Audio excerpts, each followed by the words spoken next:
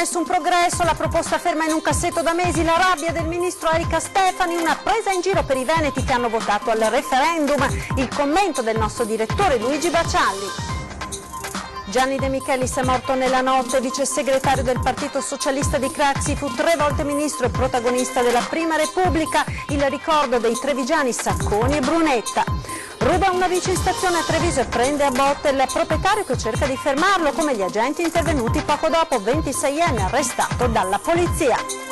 Scene da guerra dei Rosi, Sadar cade, moglie aggredisce il marito con un coltello, lui si rifugia in auto e lei gli taglia tutte e 4 le gomme della macchina, arrestata 64enne.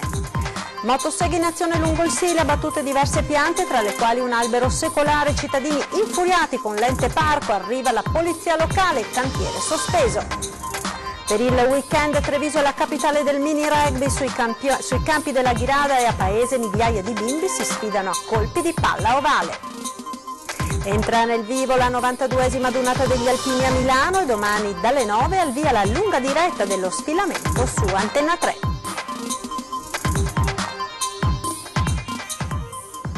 Buonasera e ben ritrovati dall'edizione trevigiana dei nostri telegiornali. In primo piano questa sera parliamo dell'autonomia del Veneto, ferma al palo la rabbia del ministro Erika Stefani oggi a Brendola e sentiamo quindi il suo sfogo ai nostri microfoni. Autonomia del Veneto, difficile stimare i tempi per la definitiva assegnazione. Il fascicolo è da mesi sul tavolo del Premier Conte, non aiutano l'autonomia, la campagna elettorale e, a detta del ministro vicentino Erika Stefani, anche l'atteggiamento degli alleati di governo. Io vedo purtroppo delle dichiarazioni, ma lo dico, vedo purtroppo, perché con questi signori e anche colleghi non abbiamo mai avuto un confronto diretto, non mi hanno mai offerto l'occasione di un confronto diretto.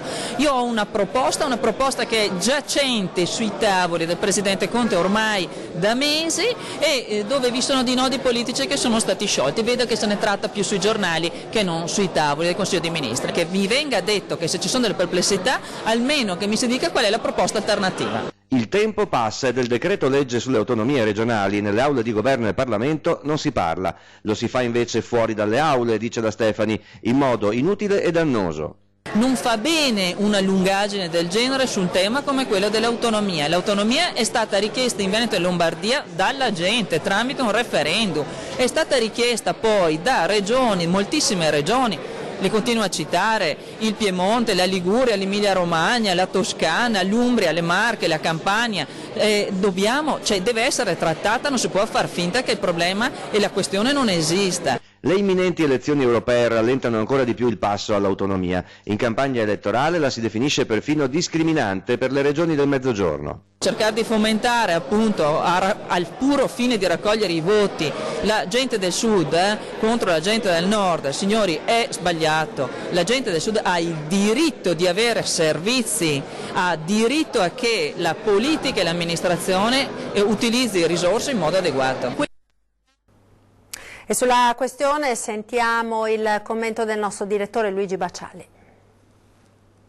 Cara Ministra Stefani, comprendiamo la sua rabbia e la sua indignazione. Sono passati 570 giorni da quel 22 ottobre del 2017, quando 2.328.000 veneti andarono a votare compatti per l'autonomia. 1 anno e mezzo di parole a vanvera, di melina, di scuse, di pretesti, di silenzi assordanti, perché lei dopo un grande lavoro straordinariamente efficace con il solo appoggio della consulta del Presidente Zaia ha cercato di arrivare al traguardo, ha tentato in tutti i modi di smuovere gli scettici, coloro che strumentalmente comunque a prescindere si oppongono all'autonomia, che non la vogliono, adducendo ragioni davvero sconcertanti a volte, sostenendo che la secessione dei ricchi e altre balle di questo genere. Ha fatto di tutto e per questo lei avrà sempre la stima nostra e di tutti i veneti. Però ci sono i muri di gomma e contro i muri di gomma, le barriere insormontabili, si può davvero fare poco. Sono passati 570 giorni e siamo al punto di partenza. Anche recentemente lei è stata dal primo ministro Conte, che si è limitato ad ascoltarla senza dare alcuna risposta, rimandando ad un prossimo Consiglio dei Ministri, alle calende greche. Così i ministri dei 5 Stelle, tutti lì a guardarla anche con una certa diffidenza e forse anche con sguardi beffardi, sapendo che il loro scopo è quello proprio di mettere i bastoni tra le ruote e ostacolare questo progetto. Allora, io vorrei darle un suggerimento molto modesto. Credo che questo comportamento nei suoi confronti, ma anche nei confronti di tutti i veneti che hanno creduto e credono nell'autonomia, sia offensivo, sia inqualificabile, proprio la freddezza, l'indifferenza, il cinismo con cui si tenta di fermare il risultato di un referendum popolare di queste dimensioni. 80 stadi di San Siro, abbiamo detto tante volte, sono andati a votare, no? Pensate quanta gente. E allora posso darle un consiglio amichevole? Si dimetta, vada dal presidente Conte e da tutti i cialtroni che l'hanno presa in giro e consegni loro una bella lettera, una lettera di dimissioni, dove lei dice: va bene, non mi volete, continuate a prendermi per i fondelli insieme a tutti i veneti, me ne vado. Lei sbatta la porta, esca di lì e vedrà che tornerà vincitrice nel momento in cui questo governo cadrà, perché prima o poi dovrà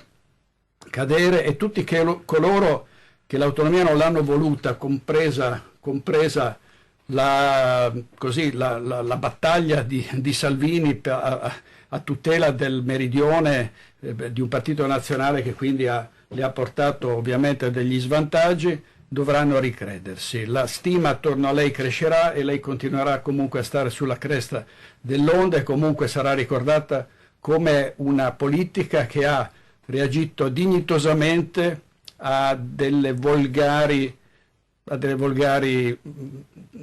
volgari tentativi di fermare l'autonomia. Segua il nostro consiglio se crede. Noi aspettiamo i suoi riscontri e la salutiamo affettuosamente. Grazie Ministro, buon lavoro e in bocca al lupo.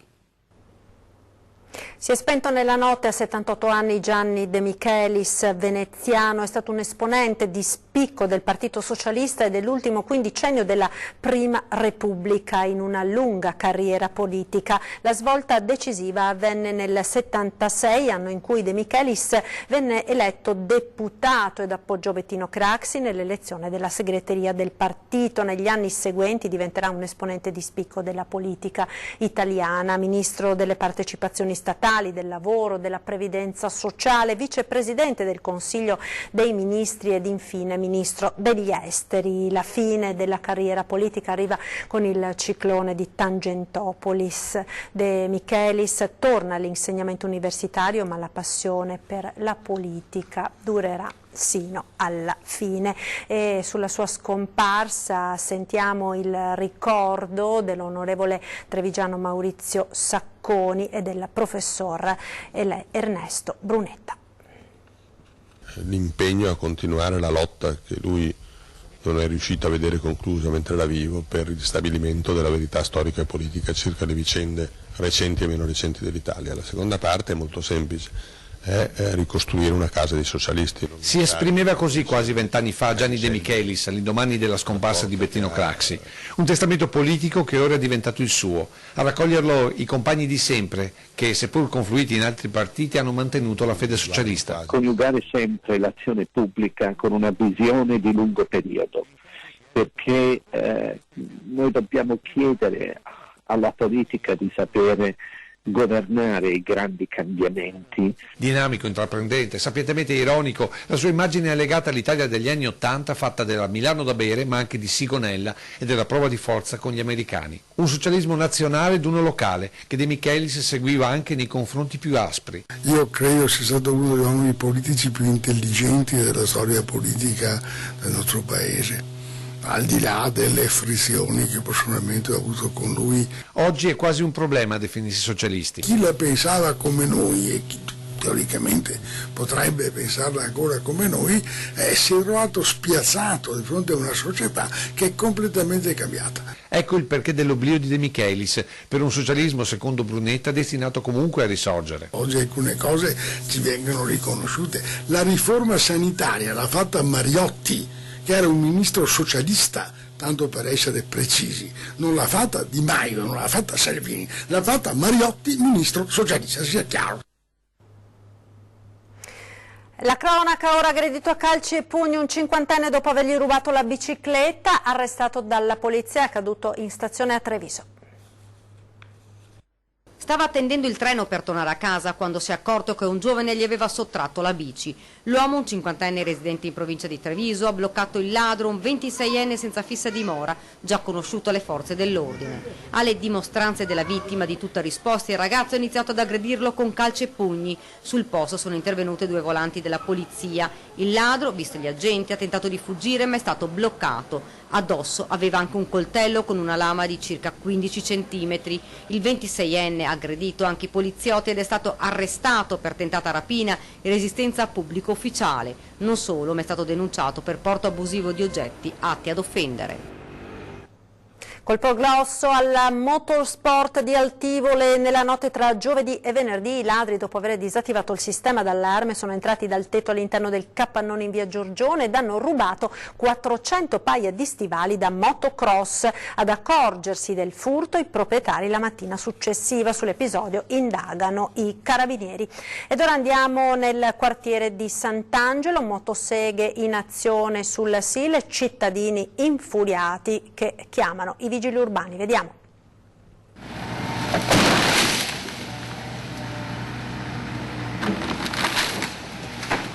Ecco come si distrugge un albero secolare. Gli abbattimenti, perché più di un albero è stato tagliato, sono avvenuti nella giornata di sabato lungo la passeggiata di Sant'Angelo, in pieno parco del Sile. Ad effettuarli l'ente parco, qui rappresentato dalla nuova direttrice. Incolumità dei cittadini e residenti la motivazione, che ha acceso ruspe e motoseghe, ma anche la sorpresa per un intervento quasi di nascosto, oltre che l'indignazione dei trevigiani in passeggiata o che qui vivono da sempre. A questo si è sostituita la protesta e la denuncia alla polizia municipale, ma anche una telefonata ad Antenna 3. L'abbattimento degli alberi che sono sanissimi lungo il parco del Sile solo perché si sono inventati di dire che erano pericolosi. La potatura non esiste, l'incuria è assoluta, hanno distrutto un patrimonio di 100 anni. Certo, con la previsione quasi settimanale di venti forti, alberi così alti e con una chioma così ampia che fa vela sono sicuramente a rischio schianto, ma forse si poteva risolvere in un alleggerimento dei rami anziché nel drastico abbattimento che ha cancellato in un attimo un secolo di vita. Io sono nato qui 60 anni fa per mia sfortuna e questi erano già esistenti. Senta, però quello alle sue spalle per il momento è ancora in piedi? Sì, perché abbiamo salvato, se no sarebbe battuto questo, perché l'abbattimento ora hanno detto uno solo, perché non hanno né carte dell'agronomo, non hanno solo l'emergenza. Già, perché seppur triste, questa storia ha anche un lato meno grigio. Questo albero al momento, e grazie alle proteste, è stato risparmiato. Stando alle disposizioni, l'area in questo fine settimana sarà interdetta al passaggio e poi lunedì la direttrice si presenterà con l'agronomo che avrà diritto di vita o di morte su quest'altro albero. Ma non saranno soli, perché il tam tam sui social ha già allertato cittadini sensibili al verde e associazioni ambientaliste. E c'è già chi minaccia di legarsi al tronco pur di salvare l'albero superstite. Facciamo venire le ragazze dal nord per parlare di verde, di natura, di ossigeno, e qua che l'abbiamo lo distruggono.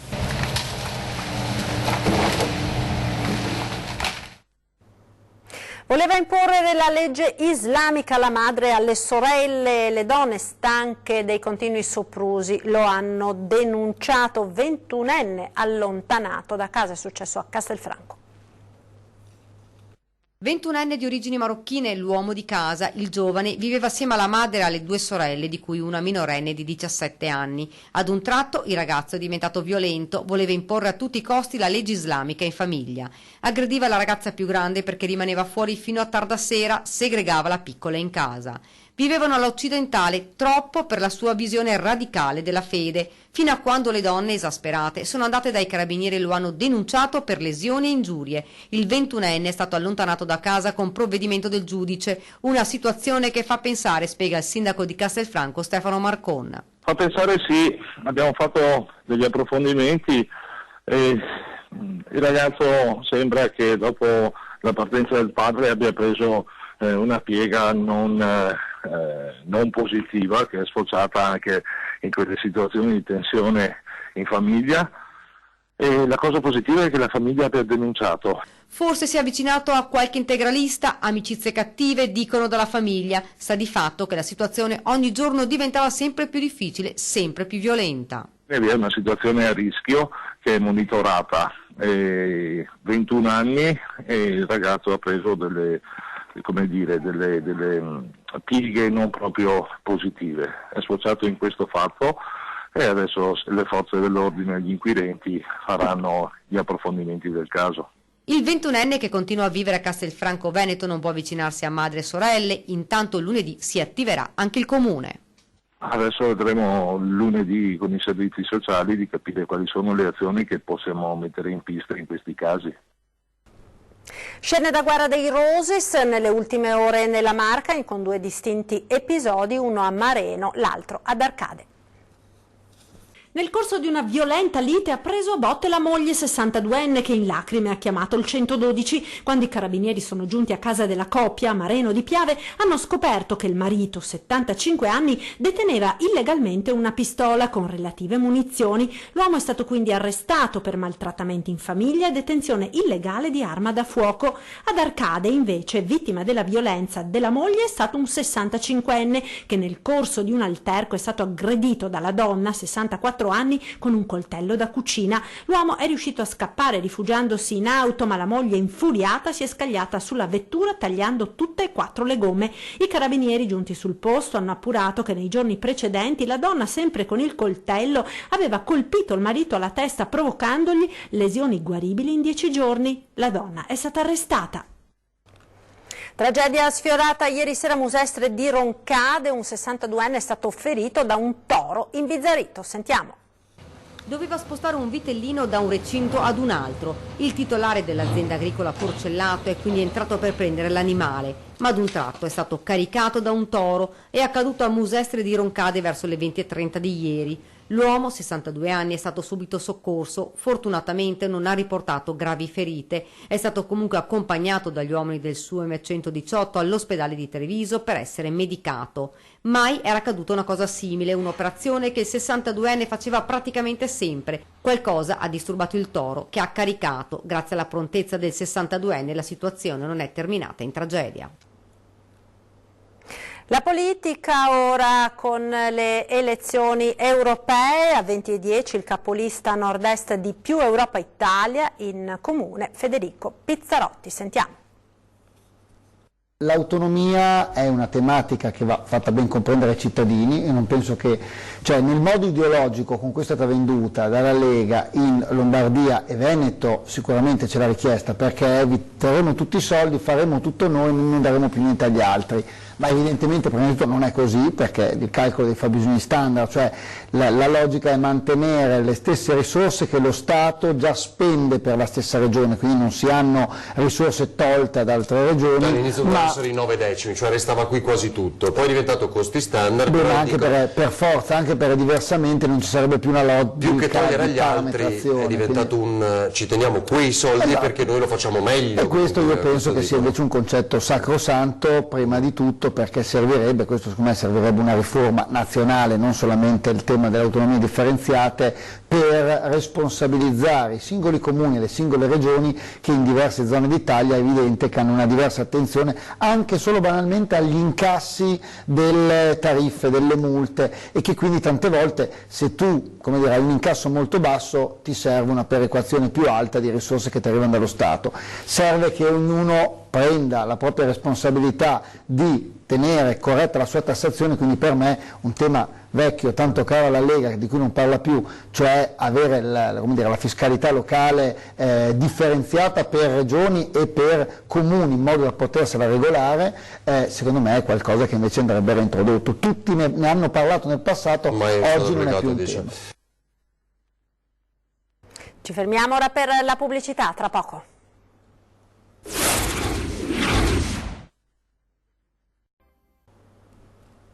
E rieccoci in diretta con l'edizione trevigiana dei nostri telegiornali. Siamo ora alla pagina dedicata alla 92esima adunata nazionale degli alpini. A Milano ormai siamo entrati nel clou della 3 giorni dedicata alle penne nere. Vediamo il servizio sullo sfilamento della bandiera di guerra, che quest'anno è toccata al 5° Reggimento Alpini.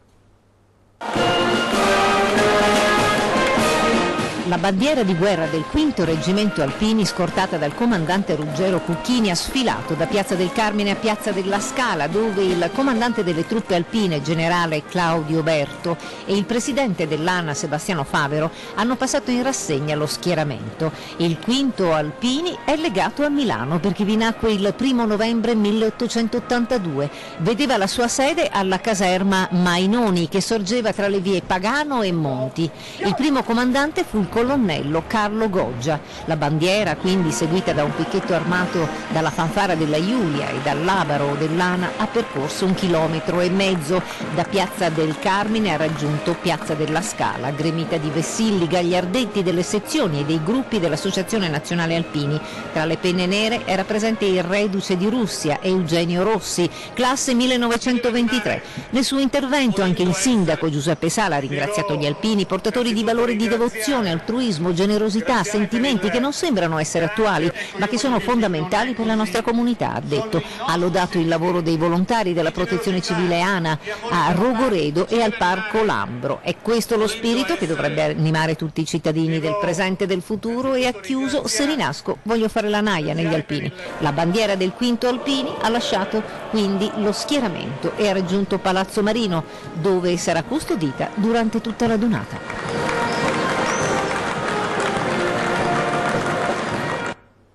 E come sempre anche quest'anno Antenna 3 seguirà in diretta l'evento più importante della 92esima adunata, cioè lo sfilamento delle penne nere. Domani, quindi domenica 12 maggio, dalle 9 del mattino andrà in onda la lunga diretta appunto sullo sfilamento, da non perdere su Antenna 3 per tutta la giornata. Torniamo ora a Treviso, dove questa mattina sono stati inaugurati 8 pannelli che raffigurano 8 mestieri della civiltà veneta, opere realizzate dai ragazzi delle scuole della Marca. Vediamo.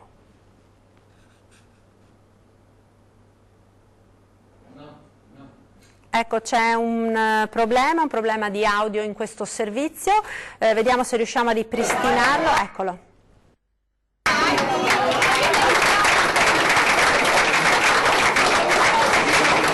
8 pannelli per 8 mestieri veneti. Sono quelli realizzati dagli studenti di alcuni istituti della Marca e che continuano ad abbellire il sottopasso della stazione. Opere, ma soprattutto risultato pratico di lezioni sia su materiali e metodi di composizione che sulla storia e la cultura veneta, in particolare sulla Serenissima. Una grande repubblica importante e diciamo anche moderna per quei tempi. Un modo per i ragazzi di mettersi alla prova, nella pratica e non solo nella virtualità. A volte non riuscivo a mettere bene i tasselli e quindi dovevo toglierli e rimetterli. Cosa ti ha insegnato questa esperienza? La pazienza. Pannelli che da diversi anni sono il prologo delle 2 giorni dedicata alla scuola e alla manualità, che da 40 anni viene organizzata dalla Confartigianato Trevigiano. La creatività e l'inventiva e il creare qualche prodotto è anche un modo per spingere anche il ragionamento e quindi far crescere anche l'intelletto. Ecco dunque la manualità abbinata alla conoscenza della storia e della cultura veneta, che l'assessore Silvia Nizzetto ha sottolineato continuerà ad essere divulgata dal Comune nonostante le critiche su corsi e soprattutto docenti. Mi auguro veramente che questo possa essere un motivo per il prossimo anno, con il bando 360, di avere maggiore presenza, di avere nuove proposte, quindi è aperto a tutti, mi auguro di avere una buona veramente partecipazione. Oggi e domani Treviso capitale della palla ovale con il trofeo di mini rugby città di Treviso, 6.500 i bimbi in campo. Vediamo.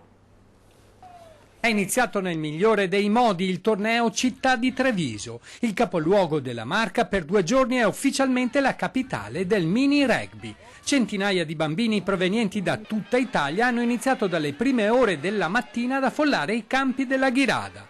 Lo scopo della manifestazione è infatti quello di riunire in 2 giorni tutte le realtà rugbyistiche nazionali, divenendo così un momento di incontro tra ragazzi di varie età per farli socializzare e promuovere la cultura del rugby nei suoi valori più significativi. Il rugby è bello perché c'è il gioco di squadra e non è importante vincere. Io lo so, perché è un gioco duro, cioè uno si deve impegnare per vincere e se uno non vince non deve piangere, perché comunque la squadra ha fatto di tutto per provare a vincere. Nato nel 1976, oggi è giunto alla sua 41esima edizione e con il passare degli anni ha assunto sempre più importanza in termini di partecipazione e di livello agonistico. Ci sono 11 nazioni che cominciano a essere presenti in questa competizione, quindi un torneo che non ha, come posso dire, non dico rivali, ma che ha sempre dell'entusiasmo nuovo di persone o di squadre o di società che vogliono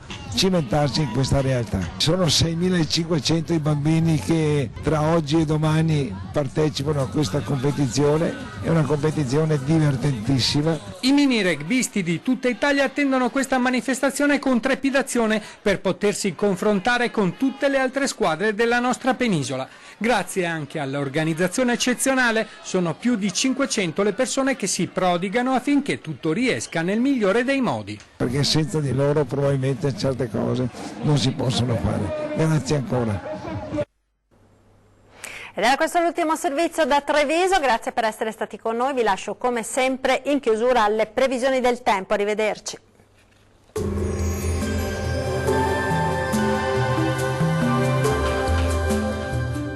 Tonus Laboratorio del Piede, centro altamente specializzato nella costruzione di plantari su misura, dedica nuove tecnologie di rilevazione dei carichi posturali per dare voce alla filosofia di benessere che lo caratterizza. Ben ritrovati al meteo. Sarà una domenica all'insegna del maltempo sulle nostre regioni, ma diamo uno sguardo più approfondito alla situazione del 12 maggio. Sul Veneto avremo precipitazioni sparse ma piuttosto frequenti un po' ovunque e localmente potranno essere anche di moderata intensità. Andrà via via migliorando in nottata. Temperature minime tra 9 e 13 gradi, massime tra 14 e 17 gradi. Spostiamoci ora sul Friuli Venezia Giulia, dove la giornata risulterà ancora perturbata sin dal mattino con precipitazioni diffuse e localmente anche di moderata intensità. Temperature minime tra 11 e 13 gradi, massime oscillanti invece tra 14 e 16 gradi. Diamo infine uno sguardo al Trentino Alto Adige e anche qui il tempo sarà spiccatamente instabile su tutta la regione con precipitazioni temporalesche piuttosto diffuse, qualche pausa più asciutta solamente sui settori settentrionali. Vediamo infine anche le temperature, le minime saranno comprese tra 10 e 11 gradi, massime sui 18 gradi. Bene, dal meteo di Antenna 3 per ora è tutto, vi do appuntamento al prossimo aggiornamento, arrivederci.